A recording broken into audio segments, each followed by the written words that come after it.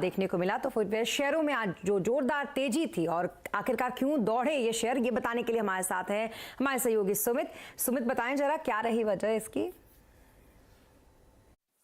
तो footwear space के अंदर एक अच्छा बज़ बनता हुआ दिखाई पड़ रहा है। पूरा स्पेस जोरदार तेजी के साथ कामकाज करता हुआ दिखाई पड़ रहा है। मल्टीपल ट्रिगर्स के दम पर यहां पर तेजी आई है, हालिया करार और साथ ही साथ वैल्यू जिस तरह से करेक्शन ऊपरी तरह से देखने को मिली है, उनका एक इम्पैक्ट देखने को मिल रहा है। कुछ ट्रिगर, सबसे पहले जो रीसेंट एक बड़े टाइप्स फुटवेयर स्पेस के अंदर हुए हैं, उनसे एक इमीडिएट स्पार्क मिला स्पेस को। वैल्यूएशन पहले कंपैरिजन में जहां महंगे, बहुत महंगे थे, वो थोड़े कम महंगे होते हुए दिखाई पड़े।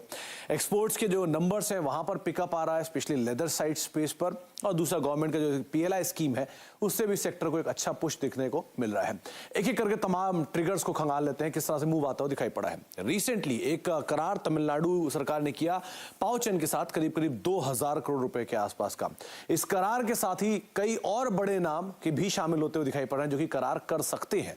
मिसाल के तौर पे नाइकी, मिसाल के तौर पे एडिडास, इसके अलावा कुछ और बड़े नामों की बात की जाए तो प्यूमा और रीबॉक जैसे नाम भी लाइंड अप हैं, जो अनुमान लगाया जा रहा है कि शायद आने वाले समय में भारत में प्रोडक्शन को लेकर कुछ एक करार करते हुए दिखाई पड़ सकते हैं। इसके अलावा एक्सपोर्ट्स के नंबर से किस तरह से पिकअप आ रहा है।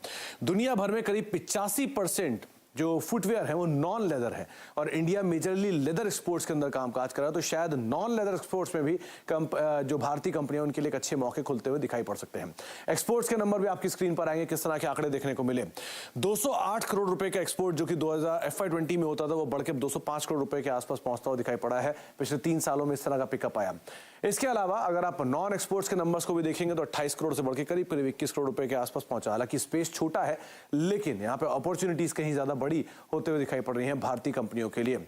किस तरह करेक्शन पूरे स्पेस में आया। हालिया करेक्शन रहा बाटा में 30%, लिबर्टी 40%, रिलैक्सो 30%। इतना ही नहीं, कुछ जो हाल की लिस्टिंग रिलेटेड कंपनीज जैसे कैंपस 40%, मेट्रो 15%, श्री लेदर करीब करीब 25% के आसपास का इरोजन यहां देखने को मिल चुका है। कैसा वैल्यू एडजस्टमेंट हुआ। बाटा करीब 80 के मल्टीपल और पीक पे होता था, अब करीब 57 के मल्टीपल पे कामकाज कर रहा है। इसके अलावा लिबर्टी पीक पर 55 के मल्टीपल पर था, अब करीब 32 के मल्टीपल पे कामकाज कर रहा है। रिलैक्सो एक समय पे 190 के मल्टीपल पर था, हालांकि अभी महंगा 139 के मल्टीपल पे, लेकिन पहले से काफी सस्ता हो चुका है। कैंपस 160 का पीक मल्टीपल, करीब 91 के मल्टीपल पे अभी है कामकाज करता हुआ दिखाई पड़ रहा है। मेट्रो जो कि लिस्टिंग के दौरान करीब 73 के मल्टीपल पर पहुंच गया था, वो अब रफली 62 के मल्टीपल पे कामकाज करता हुआ दिखाई पड़ रहा है। और श्री लेदर 27 के मल्टीपल पे था, जो कि अब घटकर रफली 20 के मल्टीपल पर हो गया। तो कुछ शेयरों में करेक्शन, कुछ अच्छी एक्सपोर्ट अपॉर्चुनिटीज और जिस तरह से एक बड़ा शिफ्ट हो रहा है डिमांड में, इन सब का इंपैक्ट आज पूरे स्पेस के अंदर देखने को